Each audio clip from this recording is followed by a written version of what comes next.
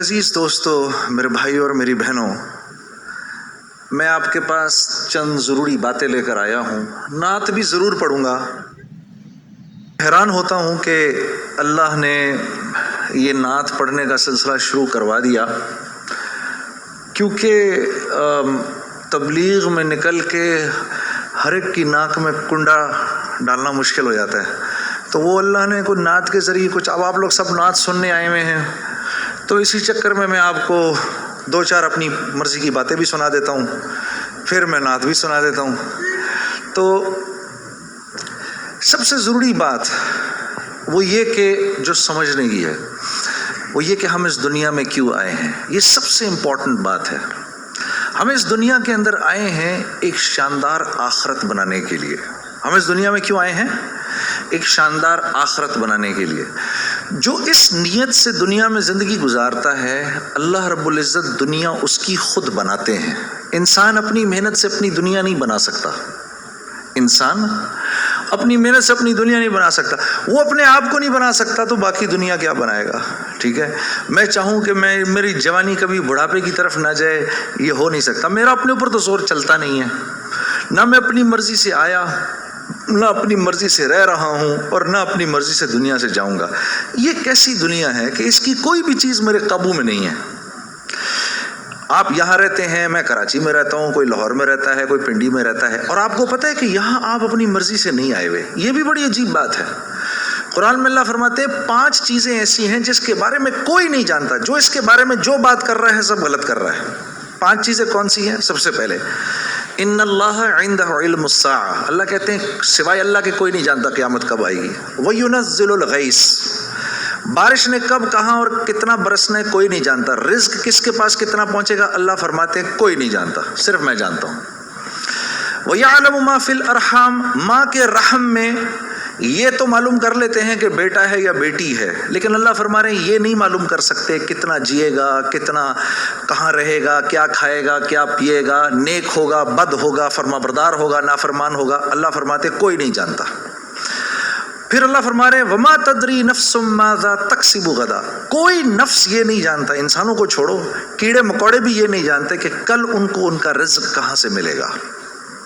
مجھے نہیں پتا تھا کہ آج میں کھانا یہاں بیٹھ کے کھاؤں گا، کوئی آئیڈیا نہیں۔ اللہ کہتے کوئی نہیں جانتا۔ پھر اللہ کہہ رہے ہیں 5ویں چیز وما تدری نفس بأی ارض تموت، کسی نفس کو نہیں پتا کہ اس کو موت کب آئے گی اور کہاں آئے گی۔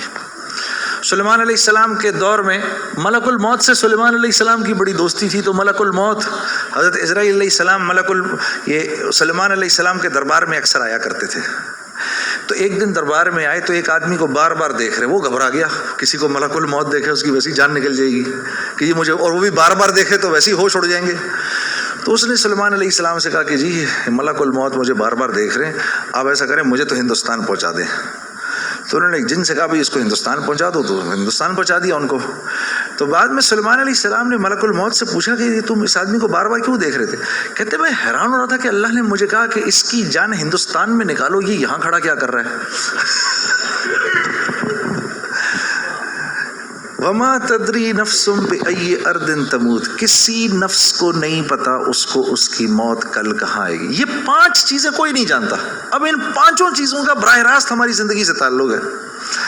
تو پھر یہ کیسی زندگی ہے، یہ کیسی دنیا ہے جس کے بارے میں کچھ بھی نہیں جانتا؟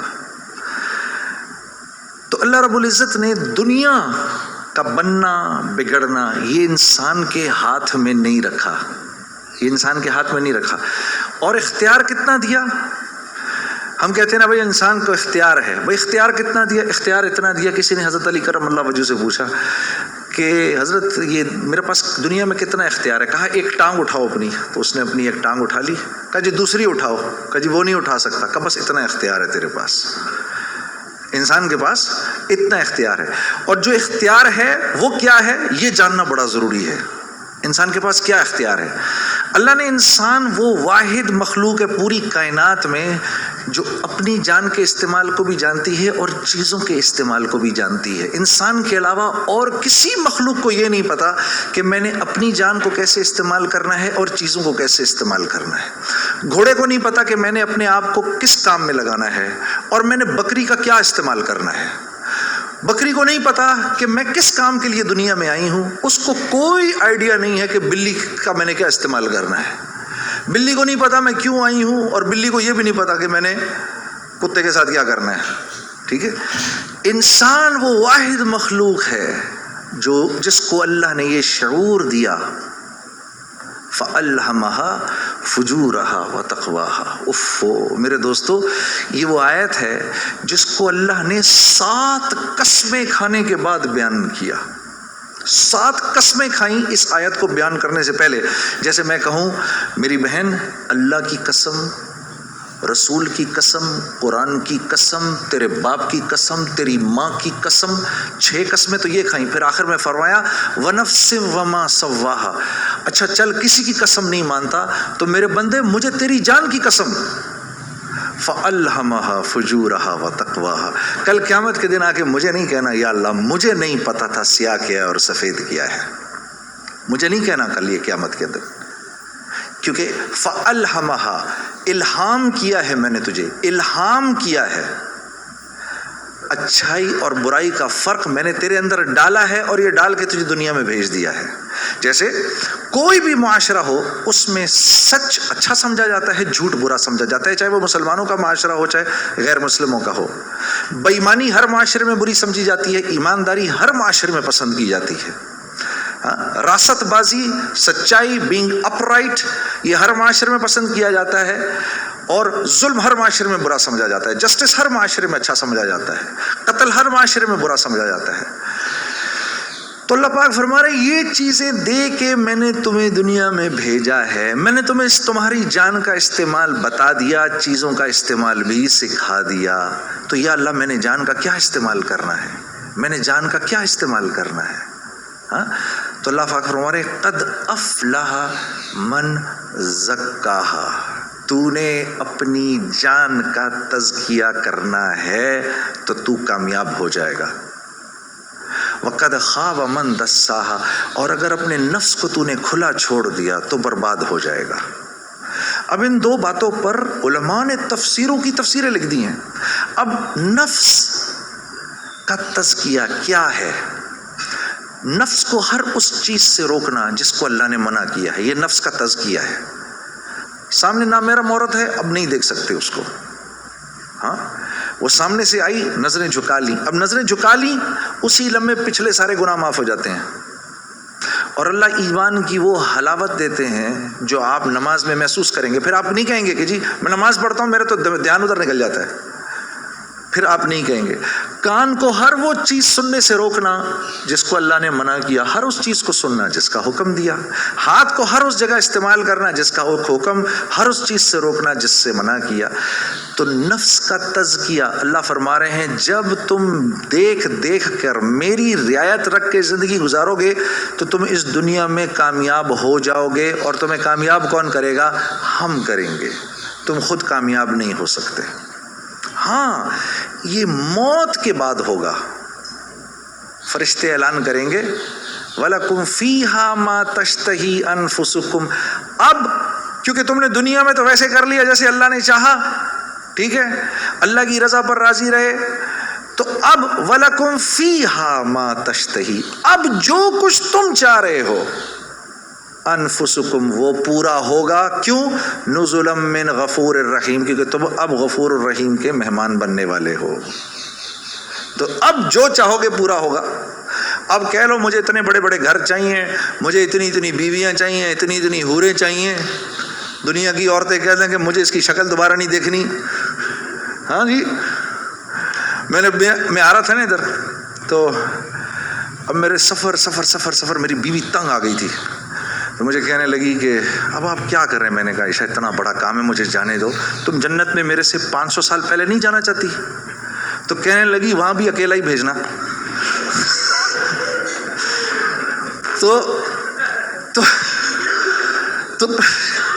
تو پھر مزے ہی مزے ہیں. پھر جو آپ چاہیں گے وہ ہوگا. یہاں پابند کرنا ہے اپنے آپ کو اس دنیا میں، اور پابند کرنا اپنے آپ کو یہ سب سے مشکل کام ہے. یہ سب سے مشکل کام ہے اپنے آپ کو پابند کرنا. دیکھو انہوں نے اپنے آپ کو پابند کیا मेडिकल कॉलेज का तो डॉक्टर बन गए। वहाँ जो सीनियर डॉक्टर्स ने कहा वही किया। सुबह कहा 8 बजे पहुँचना है, 8 बजे पहुँच गए। वहाँ पर जिस पीरियड में, जिस क्लास में, जिस डिपार्टमेंट में उन्होंने कहा जी पढ़ो, पढ़ते रहे। उसके बाद 4-5 साल अपने आप को पाबंद ही तो करके गुजारा, तो 5 साल के बाद डॉक्टर बन गए। आदमी को अपने आप को पाबंद करना पड़ता है। दुनिया में जिस चीज को हासिल कर रहे हैं उसके लिए अपने आप को पाबंद करना जरूरी है।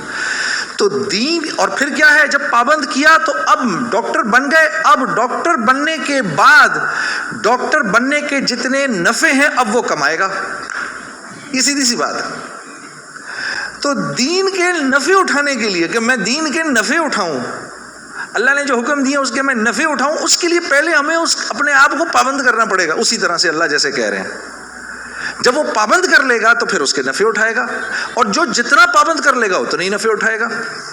जैसे 1 गज जमीन भी जमीन है और पूरी दुनिया भी जमीन है। जिसके पास 1 गज जमीन है वो 1 गज जमीन जितने फायदे उठाएगा, जिसके पास पूरी दुनिया है वो पूरी दुनिया के फायदे उठाएगा। तो जिसकी जिंदगी में जितना दीन है उसने दुनिया में नफे उठाने हैं। जिसकी जिंदगी में जितना कम दीन है, फिर क्या है, मसाइब उसको घेर लेते हैं, मसाइब उसको घेर लेते हैं, हालात उसको घेर लेते हैं। कराची से, लाहौर से, फैसलाबाद से ग्लासगो आ जाने से हालात ठीक नहीं हो जाएंगे। ये कहीं अल्लाह का वादा नहीं है कि जगह तब्दील करेगा तो तेरे मजे हो जाएंगे। नहीं, जिंदगी बदलेगा तो तेरी जिंदगी बदलेगी। चाहे तू गुर्बत में है, चाहे तू अमारत के अंदर है, चाहे तू वजीर है, चाहे तू महकूम है, चाहे तू दुकानदार है, चाहे तू कारखानेदार है, अगर मेरी मर्जी के मुताबिक चल रहा है तो दुनिया की जिंदगी तेरी ऐसी बनाऊंगा, दुनिया की जिंदगी को तेरे लिए जन्नत का नमूना बनाऊंगा। अगर मेरी मर्जी के खिलाफ तू चलेगा तो तेरे लिए तमाम हालात और तमाम कामयाबी के नक्शे होने के बावजूद तुझे मुश्किल में डालूंगा। और मेरे अजीज दोस्तों, ये अज़ल से लेकर आज तक हो रहा है और आज से लेकर अबद तक यही होगा। अब आप लोग यहां क्यों आए? कभी आपने सोचा भाई आप ग्लासगो क्यों आए? आप ग्लासगो क्यों आए? आप आए नहीं हैं। उखरिजत लिन्नास, हमने लोगों के नफे के लिए तुम्हें निकाला है, सारी इंसानियत।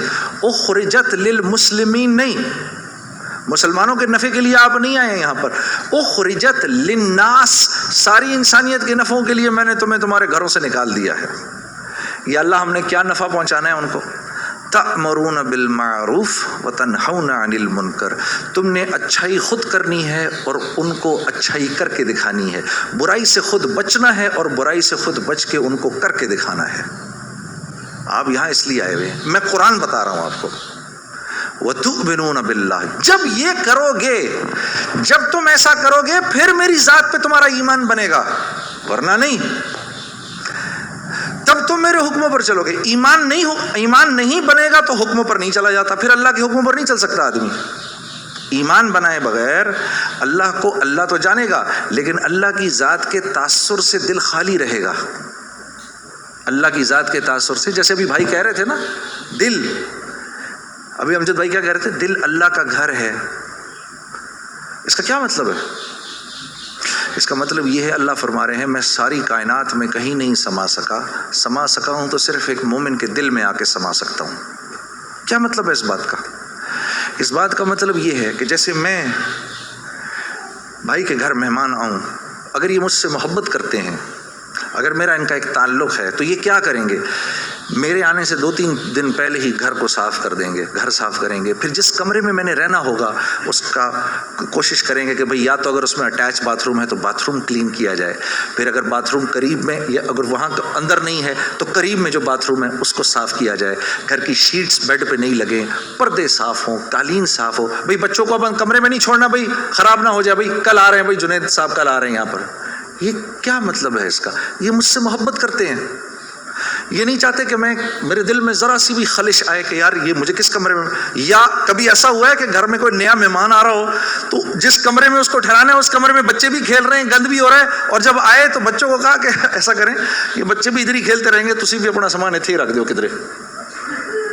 कभी किया हमने अपने मेहमान के साथ?